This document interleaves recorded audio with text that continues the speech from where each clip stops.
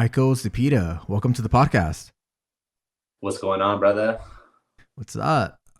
So this one's going to be a little bit different from the previous ones that I've done. And let's get started with you working in solar. And telling me a little bit more about that, and we could get into other things. But uh, Sorry about that. I was uh getting a call right now.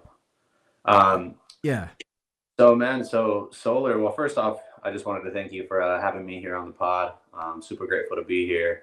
And yeah, man, I just getting into solar. Is that what your question was?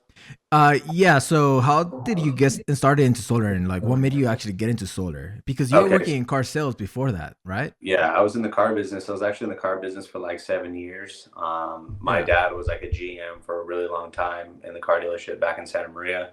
And then, I had followed his footsteps. And then when I was like in my early 20s, I got into the car business, was selling cars for a while. And then when I was about 27, I ended up getting in trouble and I wasn't able to sell cars anymore. So I had to figure out something else to do. I was actually working at a used car lot, but I didn't really want to work at the used car dealership. It was cool, don't get me wrong, but one of my good friends, his name's Erik Mora, and he actually hit me up and he was like, "Hey man, I made 10 grand my first month selling solar." And I was like, "Well, if this guy could do it, there's no way that I can't do it." So anyways, I had went out there. He had introduced me to these guys who he had introduced me to before, but I was hesitant because I didn't want to do door to door. I had done door to door sales in like when I was like 19 years old, like in 2013 or 2012, somewhere around that era. And I did it for a short period of time, and I was selling alarms. And the guys that I was working for, they were just super unprofessional. I would make a deal or make a sale, and they wouldn't like show up to the customer's house. So I would just end up losing the commission and not ever end up getting paid. So that's when I got into the car business. But yeah, so ultimately, this guy named Jared that I used to sell cars with, he hit me up. He introduced me to these guys. I met them before I got in trouble, and then after I got in trouble, I had got arrested and stuff. And this was like in late 2020, Yeah. and then so in like the middle of 2021 is when I went back out there because I was like, hey, I got nothing to lose. My boy Jared just made 10 grand, and I was down and out, so I had to hit rock bottom. So I was looking for an opportunity. But that's ultimately how I got into solar was for a good friend of mine. And how long have you been doing that for now? Yeah, about almost 4 years. It'll be 4 years in April of next year. So about like three and a half, three and some change. Oh wow. So from starting to solar, what have you learned about solar that, because I could imagine selling solar when you started, did you know pretty much anything at all selling solar or about solar? I didn't know anything about a solar panel. I didn't know how it worked. I didn't know how solar worked. I didn't know anything, but I did know how to set a good appointment because I had been in the car business. And one thing about the car industry and the dealerships that I work for this company called the Cardinelli Automotive Group, and they teach you really good habits. And they Yeah. teach you how to be market or management driven, not market driven. So like we don't depend on the market. Like we're out there generating business, making phone calls. And then I had ran a call center in Santa Maria at Santa Maria Nissan and Mazda, Hmm. completely dominated their call center and just like turned it all around. I think one of our biggest months, we had 187 appointments show. And like out of the 187 appointments that showed, like 79 of them bought a car. So it was like a super good Wow. ratio. Yeah. So I know how to set good appointments, and I didn't have to be the expert on solar. All I had to do was get my mentor, who his name was Jeff Span at the time. Yeah. I got how to just get him into the door. So all I knew how to what I knew how to do was set a really good appointment, and then being inside the appointments and hearing Jeff explain all the information and my mentor Luke Ward explain all the information. That's how I really learned about solar, by just being there. And I would just like edify them, build them up, be like, hey, you know what? I'm a little bit new. That's a great question because they would ask me stuff about solar. I'm like, I'm not 100% sure, but I do know that we've had clients in the past that have had the same concern. And when my mentor comes back, he's going to be able to explain that. But I do know that, like, we could definitely make that work for you. So it won't be an issue. So you don't have to be an expert to be good at solar, Right. or you don't have to be an expert in solar to be good at solar. Ultimately, you just have to be an expert, or not expert, but at least decently good at setting an appointment. You can set an appointment and get people, it's called getting the butts in the seat. If we get someone's butt in the seat, we can get the information, then that's how you're going to learn. A lot of on the job training. Yeah, but I could only imagine that there's a lot of people that just keep asking questions before they make a decision about buying Oh, solar. absolutely. Yeah. And I would be like, hey, you know what? That's a really good question. I'm a little bit new and I don't want to give you any misinformation. But when we come back, my mentor will be able to explain all that stuff, and then obviously it's not going to work on everybody. Some people just end up shutting the door. They say they're not interested. But for the most part, if you're sincere and you're genuine about it and you're not trying to BS a customer and you're letting them know, like, hey, you know what? I'm new and I don't want to give you any misinformation, people will respect that ultimately. But yeah, they're going to ask questions. And I mean, I Yeah. had a general idea. I'm like, hey, we're here to save you money and put you in a better situation financially, give you control and predictability, so that way you're just hedging yourself against inflation because the utility companies are going to go up every year. Right. And saving money more or less is just the cherry on top. It's not the only reason why people go solar. There's investment opportunities, turn a liability into an asset. And so I knew those things. So I was able Mhm. to explain that. But if they got super technical, I'm like, hey, you know what? Have you heard the term stay in your lane? And they'd be like, yeah. I'm like, yeah, that's not my lane. So I'm going to bring my mentor back. That's his lane. Yeah, but I could only imagine what goes on.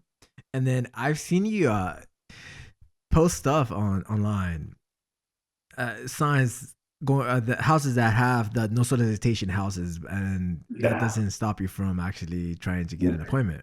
Yeah, to me, no soliciting signs mean they have a spending problem. So they had to put a sign out there to be like, "Hey, don't knock on my door because I don't know how to say no." And sometimes, it doesn't always work, but I just Right. try to be optimistic about it. I'm delusional. I don't try to be realistic. I don't, I make sure that like if I'm going there, like, hey, they've told no to like 50 other salesmen because Arizona, Yeah. they call it super saturated, right? They've said no. They've had 50 to 100 people knock on their door over the last, 15, 20 years, however Right. long people have been doing solar out here. They said no to them, but they didn't say no to me. And the reason why they didn't say no to me is because no one's going to be able to deliver the information the way that I can. And no one cares as much as I do because I'm going to outcare every other sales rep. Like we shouldn't even be called salesmen. We should be called servants because I'm here to serve Right. homeowners, put them in a better spot. And by me putting them in a better spot, I'm compensated by that, you know? So Yeah. I come from a place of abundance. I don't come from a place of scarcity. There's some deals that like it just don't make sense. Like I believe that everyone should have solar, but there's some people Yeah. like if they're really old, I'm like, dude, I'm not trying to help this lady set up her email or nothing like that. I'll just like be like, nah, I'm good. I bet. And I tell my sales reps that I'm like, hey, if they're old and stuff like that, like if they're too old, like don't even waste your time. It's a waste of everyone's time.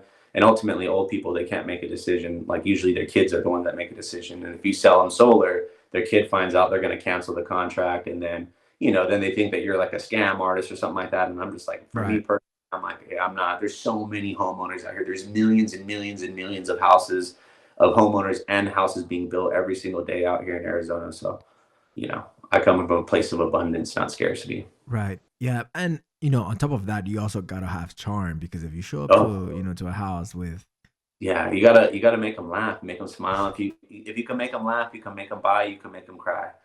So yeah. I try to be a little bit different. Like customers be like, "You're the 50th person." I'm like, "Yeah, they sent all the ugly ones out first. I'm the most handsome one." Or just to try to make a little joke, just to kind of get a smile out of them. Yeah. But today, like we don't know what's going on behind that door. They could have had someone pass away 5 minutes before, and they Right. found horrible information. We literally do not know what's going on in their head. And sometimes people are having a bad day, and if you can make them smile, even if I don't like sell them, right, or I don't set an appointment because I'm not there to get a yes or no from them right there. Like I basically set up an appointment and come back at a later date, just so that's not too much. You're not trying to make someone sign something on their doorstep. And so if you can make them smile and make their day better, what I love about my sister, she works Mhm. with me too, and she'd be praying for a lot of people because a lot of people are going through stuff. Yeah. So we'd be praying for people, or like, I had this lady telling me that her husband just passed away, and I was just like, I just stopped my sales presentation. And I just like, hey, can I just give you a hug? And I just gave her a big old hug. You know what I mean? And Yeah. just, it didn't cost me anything. I'm just being a nice person. And I believe that if I'm putting out good energy into the earth, I'm gonna get it back.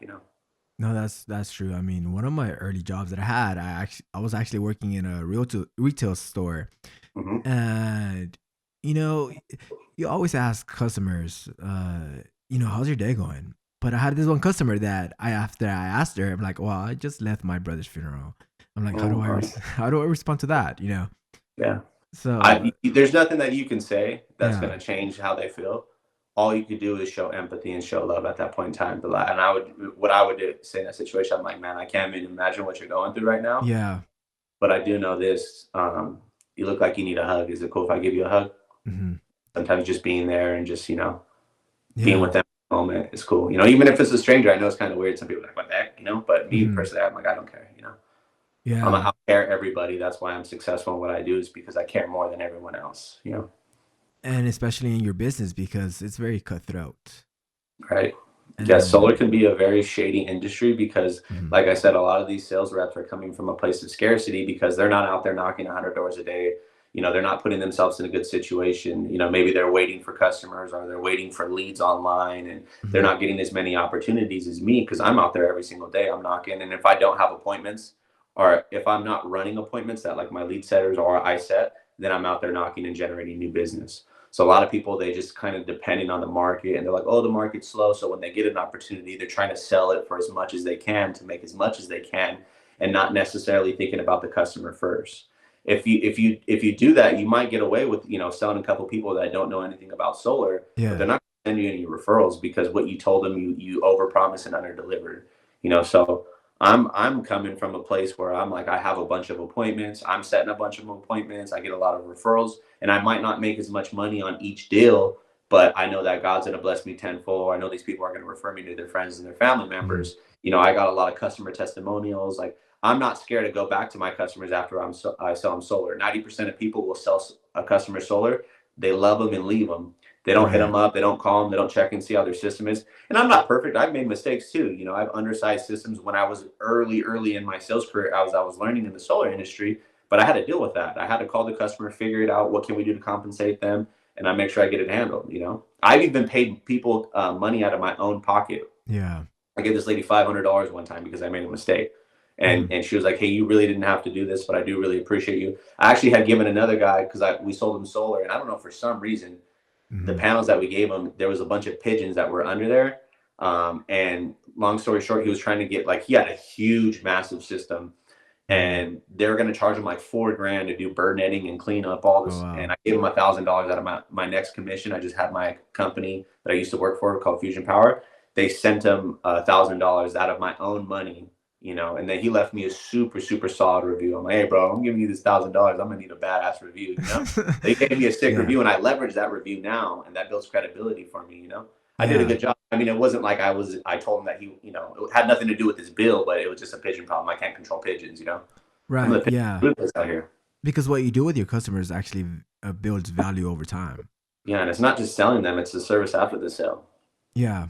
So my sister-in-law's husband works in solar. So there was just this one time that I went knocking doors with her, Mhm. and just not many, but just a few. And we knocked on this door, and this guy or this lady actually said that some guy had came by and said that he was gonna come by because she was interested in solar, but he never came by. So I guess it is an aspect of being service oriented that Mhm. matters.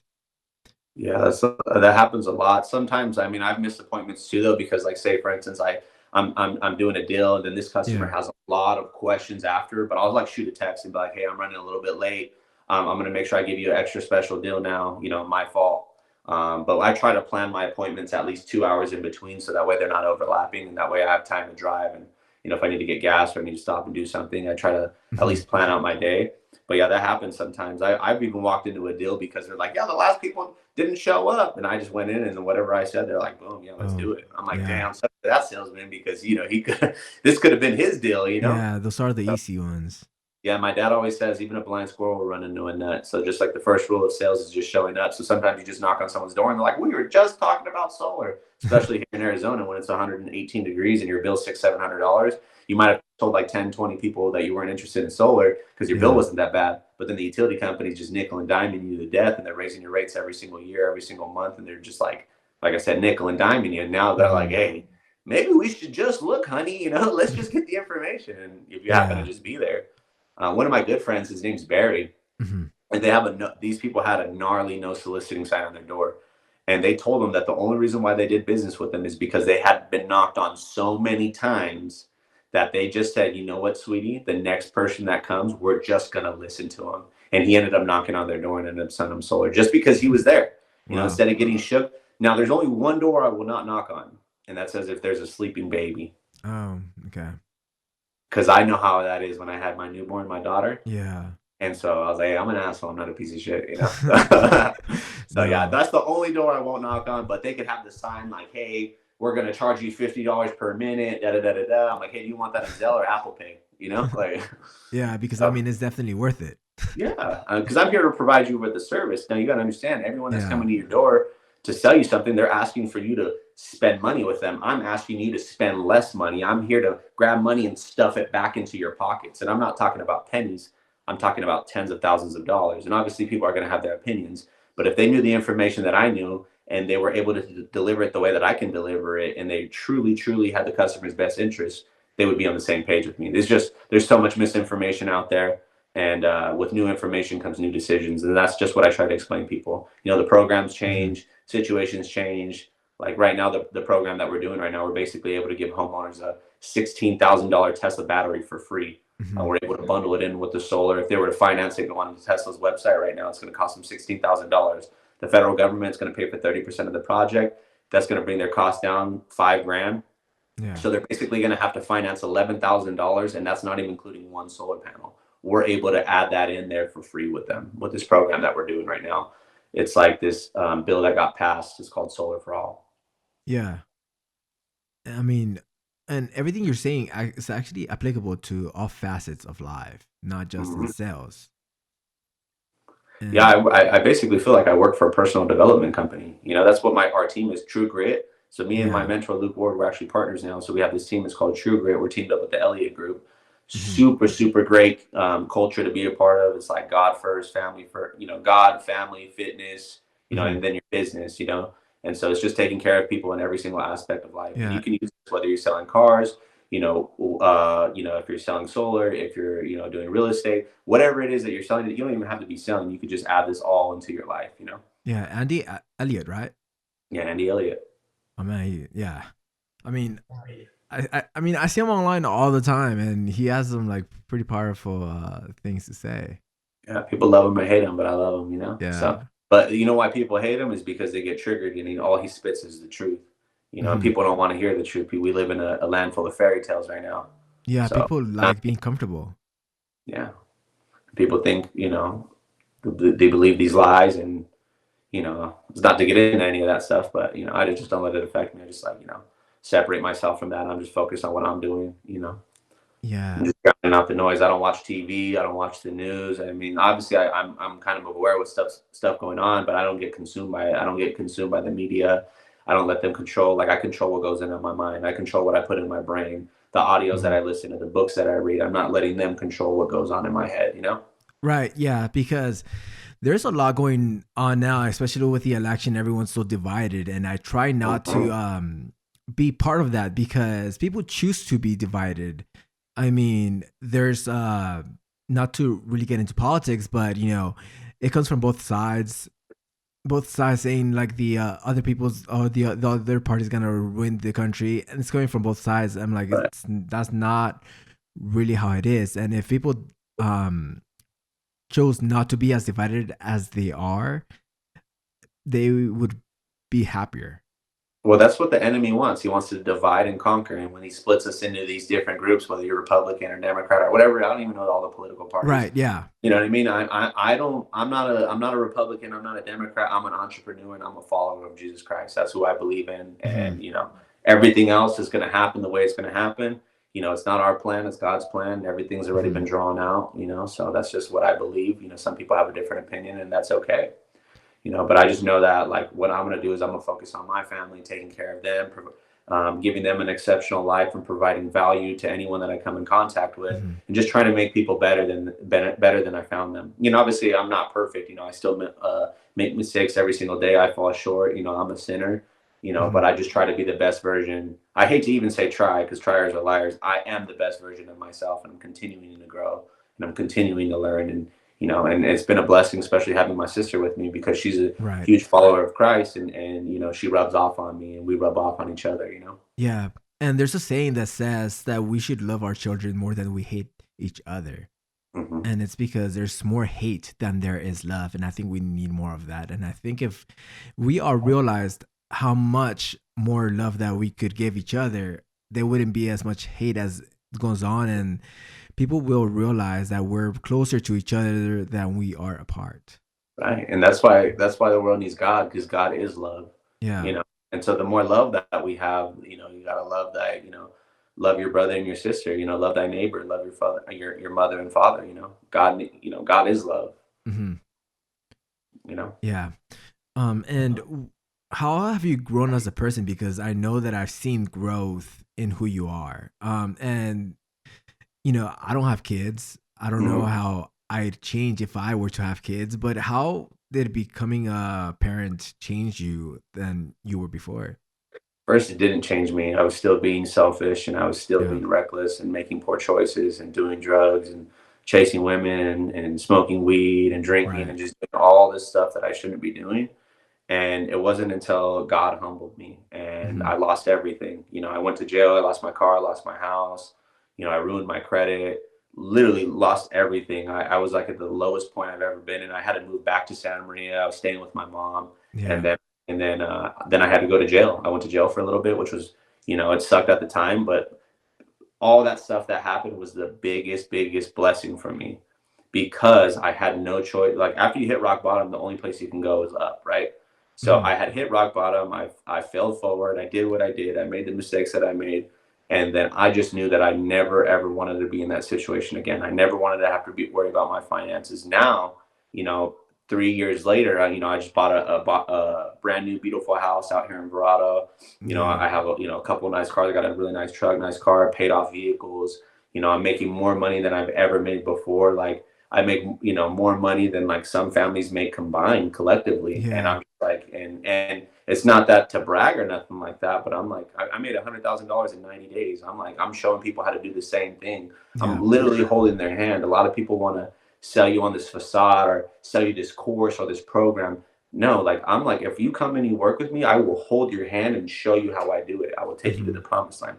But being a parent, now that I matured, Yeah. has completely changed me and transformed me, because I can't make decisions based off myself. And Right. I wasn't thinking like that.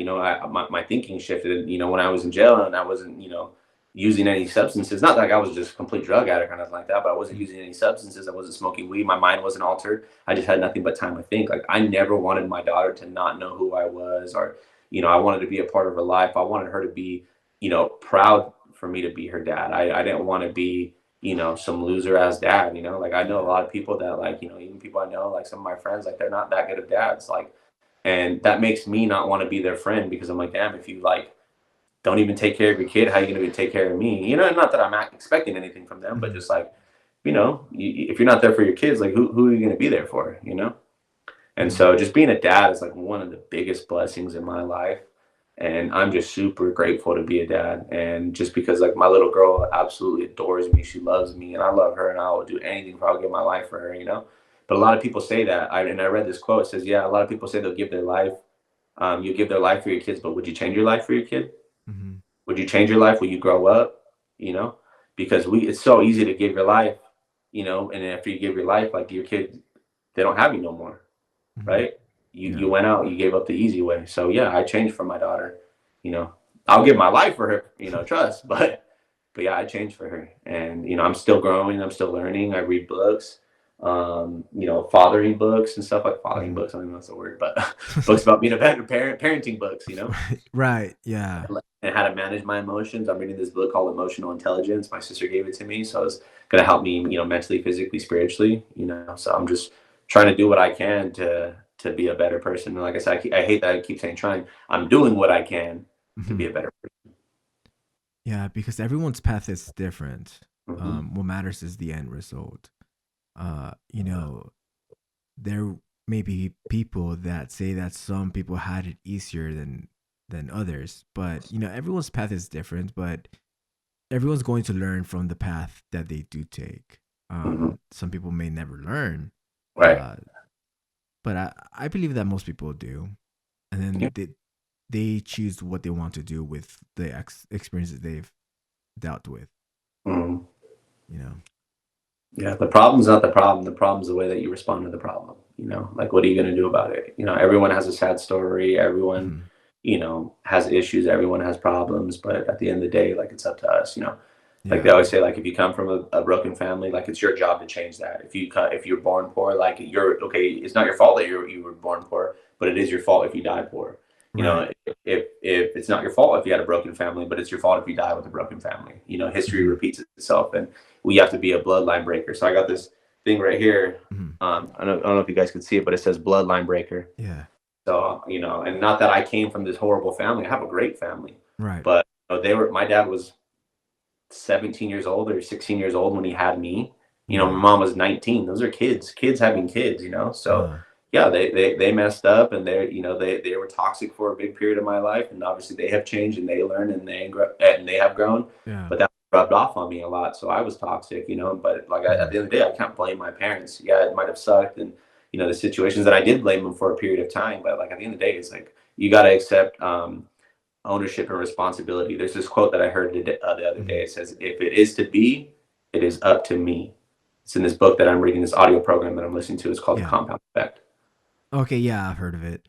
And similar to me, so my mom was 17 and my dad was 19 when I was born. Yeah, oh, dude, yeah. So, I get it. And it's tough. And especially growing up in a single parent's household, it's tough. And sometimes, everyone just needs a mentor because it's hard going through life without a direction. And as long as someone finds that direction, the pieces start to fall together.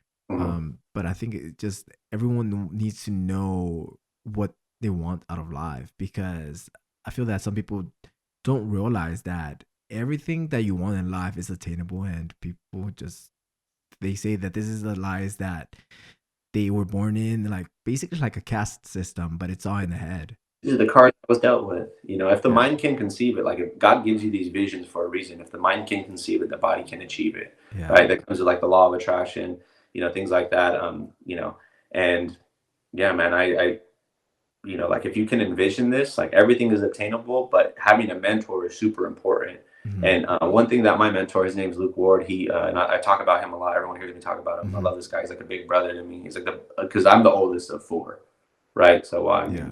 I have three younger siblings, but I'm the oldest, right? So I never really had like a big brother. I've had like friends and stuff like that were a little bit older than me and stuff. I always got Hmm. along with older people, or older cousins and stuff. But there was like a big age gap.